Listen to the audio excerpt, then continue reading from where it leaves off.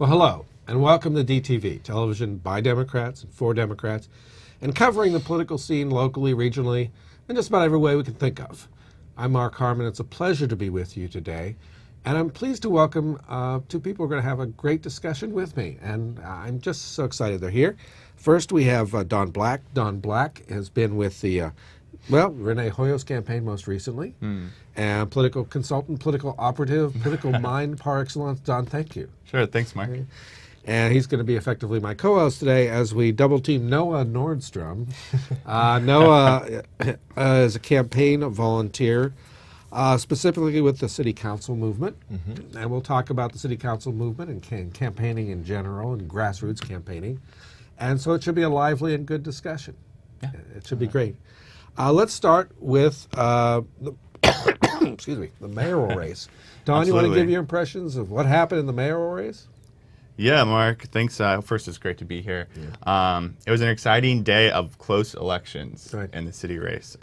India and Eddie, it came down to the wire, with India pulling it out by about 1,200 votes, with 52% of the vote. To me, it seems like Knoxville, we can safely say, is a Democratic city. India ran as a Democrat. You know, Eddie self-professed as a Republican. Yeah, and didn't have to. He did that on a filing form, but we sort of knew that he leaned Republican and she leaned Democratic. Right. We have a photo up right now of the new city council, and this is fascinating because you add this to the past election. We have a city council that is now 7 women, 2 men. Yeah. And there, by the way, is current Mayor O'Hara and incoming Mayor India Kincannon. And the winners from the last cycle, just a few days ago. Yeah. They'll be sworn in soon, and we will have a significant representation of women in Knoxville politics. Yeah. Yay. Yeah. You know, I think it's a very good thing. Yeah. Going into the election, we knew it would be a majority because of the race for seat C, but having 7 out of 9 is a record. Yeah. And also having 3 city councilors of color is exciting, and I think also breaking unprecedented. Yeah. Yes. So, I mean, when you look at the mayoral race, the results of the mayoral race, and you look at the city council races, and you realize some of these were very close. I mean, let's talk about how some of them were close. Like seat A, for example, Charles Lomax came within 80 votes of upsetting a longtime political name, Lynn Fugate. Yeah, yeah. That's a tough race, and there are so many factors when a race is that close that you can chalk up a loss or a victory to, you know, frankly, Mark. My background is in statistics, and an 80-vote win isn't that different than an 80-vote loss. Yeah. But one thing that I did notice looking at the results... Well, it is very different in how you feel. And how you feel, absolutely. Absolutely. But as far as effort is concerned, you know, 10% of people who voted for mayor did not vote in city council at-large seat A. And they could have switched 2 or even 3 of the other races. Absolutely. So let's bring Noah into this, because Noah, grassroots campaigning can make up those 80 votes and can move elections. You were particularly involved with Amelia Parker's effort, and Amelia won, and we congratulate her. Yes. It was very impressive, and she was dramatically outspent. Oh, yeah. About 8 to 1. Wow. Yeah. So what kind of strategy, when you're involved in sort of a grassroots minimum budget campaign, how do you pull it off? Well, honestly, the only thing that we've found to really combat big money like that is people power. And that's what the city council movement is based around. And so it was just so exciting to be a part of the movement, being there in the campaign office and seeing so many people, some of which you've seen before, a lot of people which you've never met before, and representing a lot of different communities coming together. But yeah, so we had dozens of volunteers. We had people who would spend time at home making calls, who would come to the office, who would knock on doors. And without that, we wouldn't have had those 400 votes that put Amelia over the top. Yeah. I think part of that effort is knowing strategy, you know, knowing how to make an appeal, when to make an appeal, which places are vulnerable, which demographic groups are approachable. And I think Amelia learned that very well from her first race for city council, where we had the curious case of the tie. And the city council broke the tie in a way that rightly disappointed people, many people, including Amelia herself, obviously, when the city council votes unanimously to give it to some other person in the case of a tie. Right. And she ran as a write-in, did incredibly well as a write-in. But I think she learned from that experience, didn't she? Yeah. So I feel like the 2017 race, she really was able to build a big base that helped her this year. But yeah, you're definitely right as far as knowing who to talk to, what to talk about. I mean, our message was based in Knoxville for all.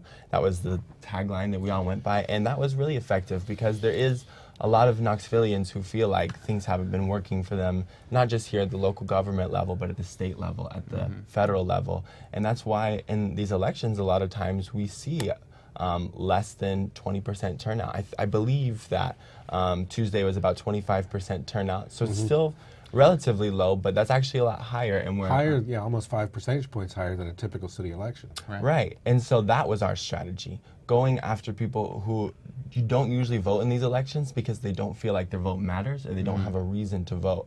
And we changed that. We gave them 3 reasons to vote. Yeah. David. 3 candidates. Right. Yeah. Basically.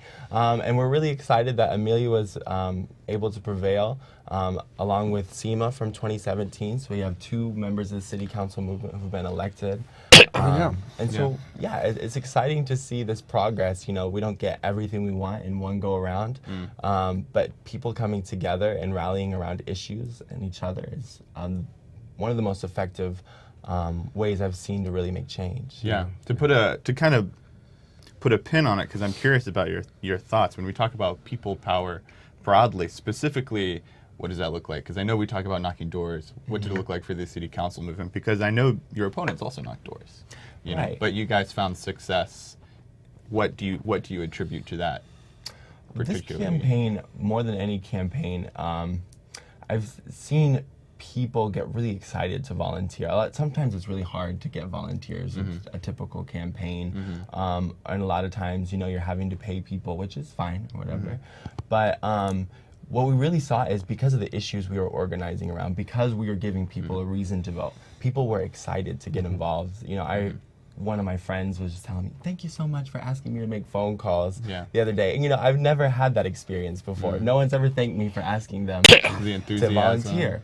But when you're organizing around issues that really matter to people and will affect their everyday lives, it's a different level of excitement and engagement that you're going to get.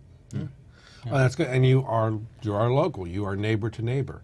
I heard some complaints in this cycle, especially at the mayoral level, that people were getting calls from Virginia and Ohio in the mayoral race. And I'm wondering, I don't think India's campaign nationalized it. Did Eddie's campaign reach out to volunteers in other states? Do we know?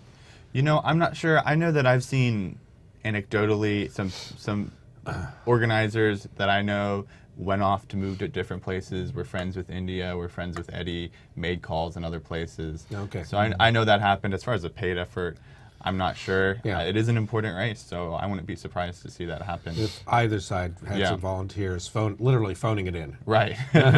Yeah, I think what Noah said about Amelia is so important for Democrats in this area to realize is we might not get it the first time, but we have to keep trying. Yes. We can't give up the first time because that's not how change works, and I think Amelia showed that in this election. And I think Amelia will have the comfort of having someone like Seema Singh Perez on city council to greet her, to fill her in on some of the arcane motions and things and forgotten about committees and all the rest. Right. And that's kind of nice because, I mean, they're both progressive. They're both from the city council movement. And it's nice to have someone you can talk to at meeting. Well, you can't violate the Open Meetings Act, but you can find an ally. So when I plopped down on county commission in 2006, it's like, okay, I'm losing votes 18-1. Is there anyone here who's going to come on in? Yeah. But that is kind of nice, and it shows the direction the city is going. Yeah. I think maybe we can learn a lot from the map. So why don't we put up that map, because that map about what areas India carried and what areas Eddie carried. I mean, you can look at it, and the deeper blue, I believe, is India. And so what that means is that she was doing really well in downtown, in East Knoxville, and in the near north suburbs. Yeah. And she also carried a lot of South Knox. Yeah. And that left Eddie with mostly west north of the interstate and around the Inskip area, Yeah. which is where he was raised, which is more understandable. Right. And that is, the areas that Eddie carried are places that tend to do better for Republican candidates in partisan elections. Right. Albeit this is a nonpartisan election, but Right. in some senses everything's a partisan election. Right.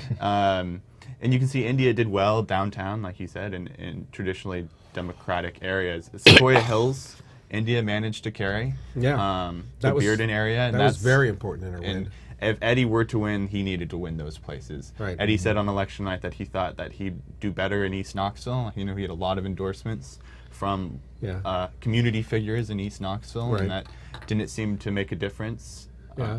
You know, I think the two things that I think are overrated are endorsements and number of yard signs. I mean, I have walked up to doors where my opponent's yard sign was and found that they put up the sign because their church organist had asked them to, or some other excuse. And I said, okay, look, I'll tell you what, you can leave the sign up, but here's why I'd like you to vote for me. And amazingly, it works sometimes. Yeah. You know, so these are the kinds of things that. A lot of times you'll see a lot of yard signs, but you look closely and they're in the median, or they're in the public property, or there's some property for sale. Right. Well, even in East Knoxville, which is funny you brought that up, what he said, because we found in East Knoxville, because that's where I live, that he was putting yard signs in vacant lots. And He being Eddie. was yeah, doing. Eddie. Yeah. Sorry, Eddie's campaign. And then in places where, the landlord would just put in the tenant's yard and the tenant had no connection to the campaign. Yeah. We've had a lot of that. And so it's interesting. Yeah. Okay. Yeah.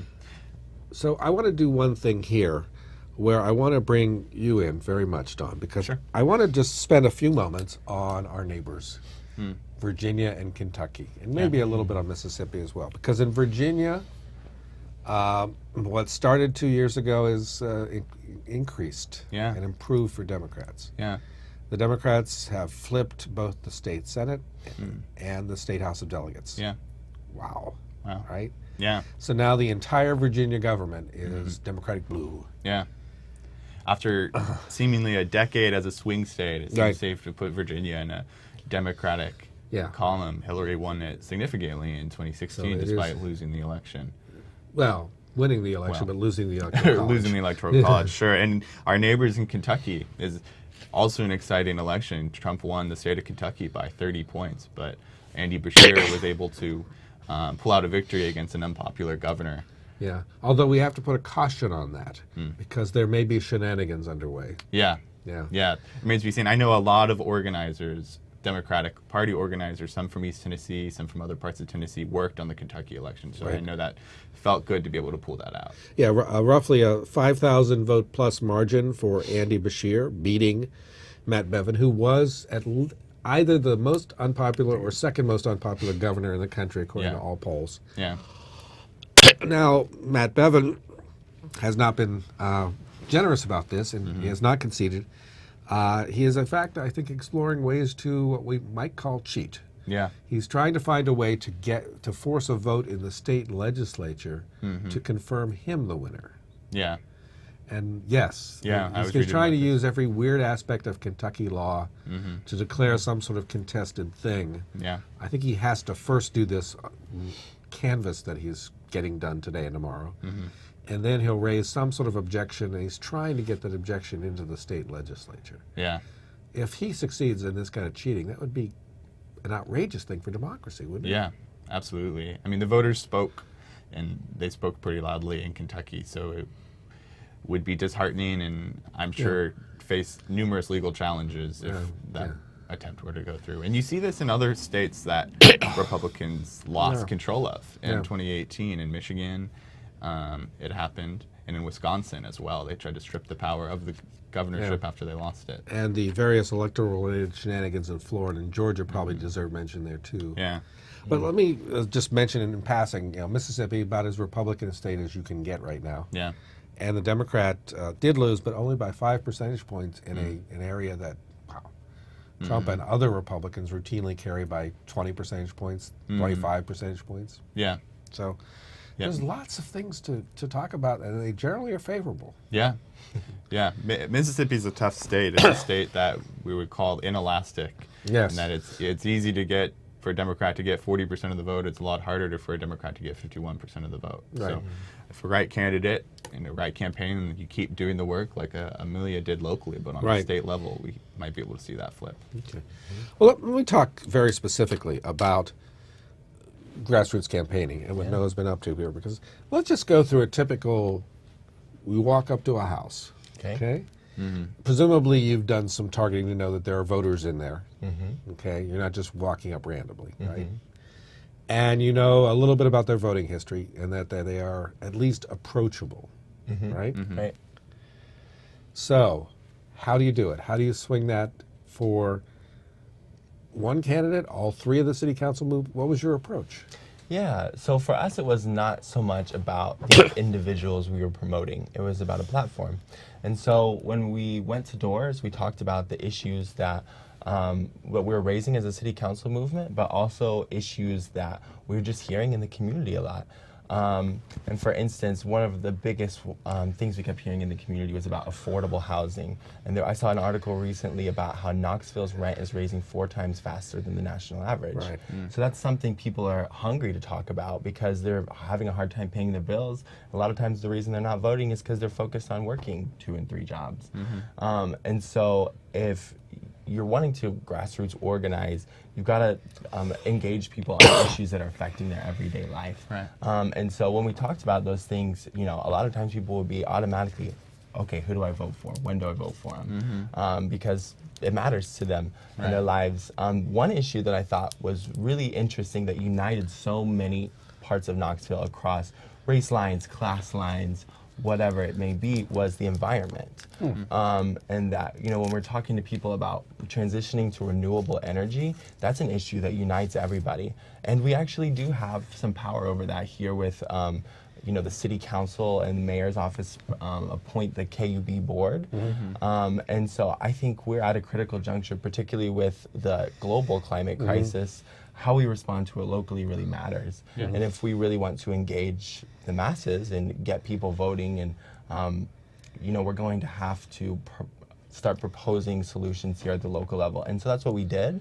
And you know, obviously those weren't the only 2 issues.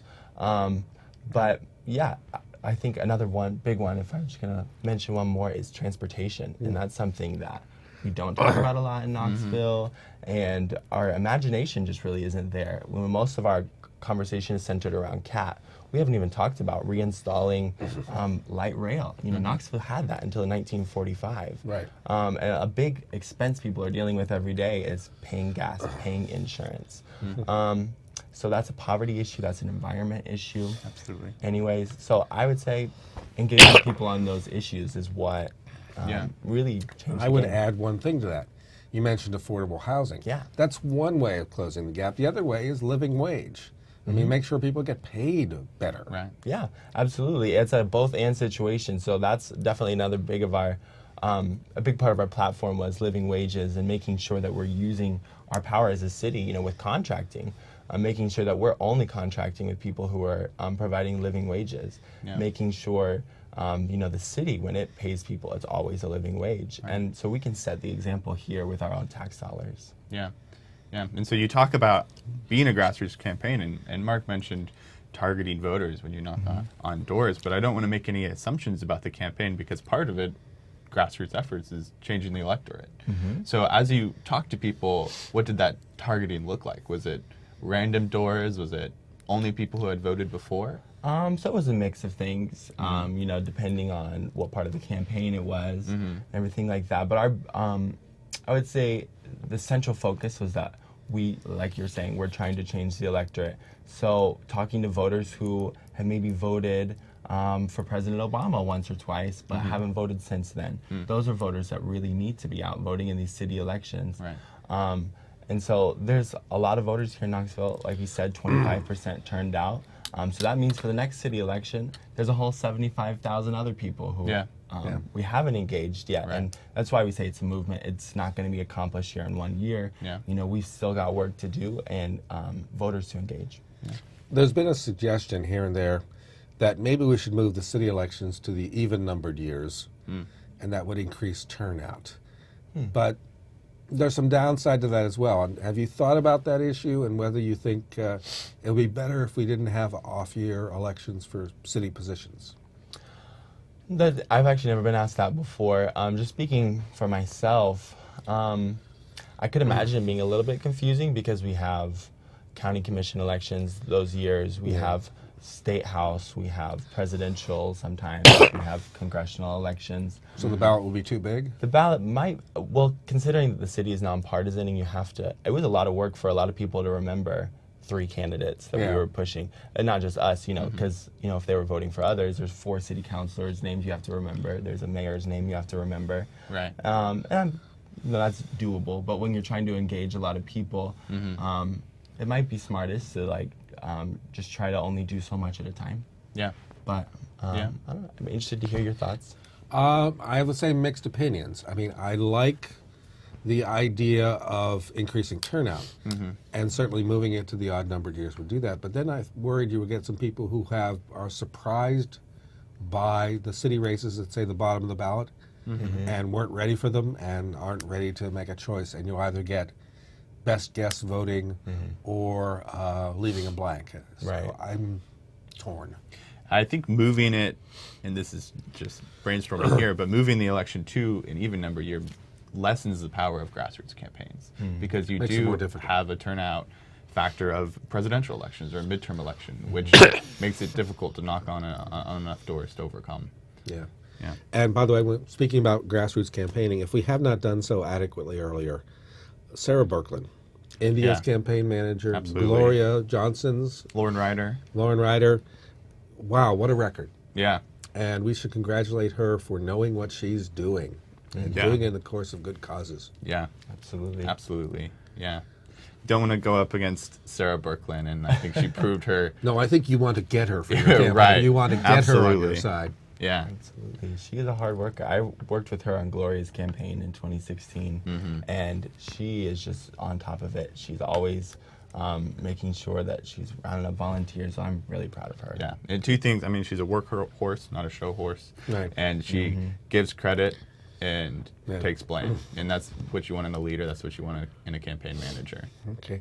By the way, one thing I did not mention about our friends in Virginia, bringing Democrats into full control of the government there is likely to mean passage of the Equal Rights Amendment, meaning 38 states will have ratified. Now, that doesn't mean it's automatically going to go into the Constitution. Right. Because a couple states have actually tried to rescind their ratification. The original ERA thing had some sort of weird timetable attached to it, which we're not even sure is constitutional for putting an amendment in. Right. And there's going to be lots of lawsuits. Yeah. But I think we can look forward to that coming back into the public discussion very soon. Yeah. That's exciting.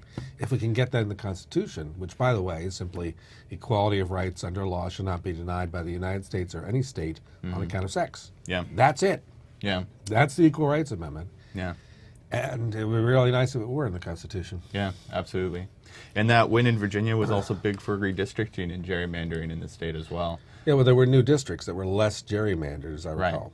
Right. And that made a big difference. Right. And in 2021, before the next election, the trifecta of Democrats will have the opportunity to draw the district. So it'll be interesting to see what that When you was. say trifecta of Democrats, what do you mean by that? The trifecta in the Virginia government. Oh, okay, yes. Yeah, yeah. Okay. Yeah. Well, what I think that's helpful for Virginia and other places. We have to remember how important 2020 is on that level, because if you win control of a state legislature, okay, in most places that means you win control of the redistricting process. Right. In 2010, the Republicans drew some really suspect and manipulative lines. Democrats are capable of doing that too. Right. Absolutely. But now there's an excuse me, there's an opportunity. Yeah. You might want to talk about where that opportunity goes. Yeah. I mean, if Democrats can turn out in 2020, they have the opportunity not necessarily to gerrymander states to their own benefit, but to un-gerrymander them from the Republicans' benefits. And there is an ongoing debate in Democratic circles of if, as we gain power in these states, in these state legislatures, do we want to gerrymander these districts so that we win, or do we want nonpartisan, fair drawing of the districts. And I think President Obama and former Attorney General Holder have weighed on the side of let's go to more neutral, fair sites. Yeah. Which is a difficult position to argue against. Right. Absolutely. And we can win in a fair contest. Yeah. We don't need to stack the deck, but we hate it when we have to fight a stacked deck. Right. Right. So, So Noah, what's next for the city council movement? yeah. Right now, we're in a little bit of rest and recuperation. Yeah, of course, of Everybody's course. given so much. But I envision a time of building and seeing where we go next and what our strategy is next. And so we've got to get together and talk about that and decide that. But I would say this is not just for city council movement, but for progressives in general. Yeah, while he's putting that mic back on, let's mention that I think it'll probably transition to issues now. You got to say, Right. okay, of our various ideas, expanding community involvement, Absolutely. minimum wage issues, living wage issues, all of these things, which one do we tackle first? Where do we have allies? Which can we win on? Right. Yeah, and being that our central tenet was democracy, community engagement, yeah, I do think, especially with having 2 city councilors now, it's time to bring our movement, but not just us, the community, and talk about those issues and make sure that we're having a budgeting process that includes people. Yeah. And that's coming up very soon, the beginning of next year. Yeah. And so that's what I'm really looking forward to. Yeah. And I hope that progressives and Democrats, are talking about, what's next. And if you're thinking about running for office, do it and look up the filing deadlines because we have commission elections coming up, county commission, that is. We have state level elections next year. But, with the power that we've already built, I think we're going to start seeing some of those progressive changes come through that will just give people more reasons to vote in the next go around. Yeah. So I'm excited to see the growth. Absolutely. One thing we need to mention is, briefly, is Recode Knoxville. Yep. Because Eddie Manis opposed it, wanted to go back to drawing board or other delayed or something. He was all over the place. India supported it. And so now, one of the prime things that local government does is land use issues, right? Right. So not only do we have new people, but we have people working within a new system. That's got to be something of a learning curve for you guys, isn't it? Yeah.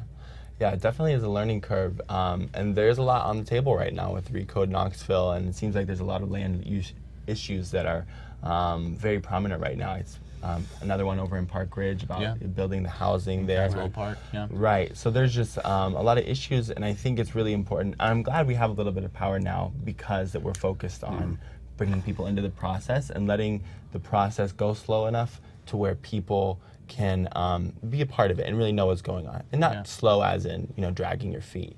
But giving time for the community to understand what's happening. And I think that's an important part of Recode, our position on it. It's not that it's bad or anything per se, but there's so many moving parts, and we want to make sure that people in their communities are giving consent to the changes that are being made and are informed. And what we found is that most people in the communities don't really know how Recode is going to affect them yet. And so we just want to maybe tap the brakes a little bit and say, let people know how this is going to affect them and let them decide whether they want that for their communities. Okay. Yeah. Let me put you on the spot. Sure. Where do you think the next opportunity is a pickup for your movement, your city council movement? For the city, that's hard to say. We've been focused on city elections like that, and so obviously the next city elections are coming up in 2021, so we'll be looking at that, so I don't have a particular seat in mind that's ripe for the picking. Yeah, we'll face 2021 city elections. Will be an incumbent year. This was an open year, but Democrats have opportunities in the county commission. In 2020, yeah. In County 2020, seats. Your district, Mark? Two, and in the State House, District 18, currently held by Martin Daniel. Greg McKay ran a great campaign last time and came close, and so there's a couple opportunities that we have. And that's the note we're going to have to wrap up on. I'm Mark Harmon. My guests have been Don Black, political consultant, and Noah Nordstrom, a campaign volunteer in the city council movement. It's been a delight. Thanks, Mark.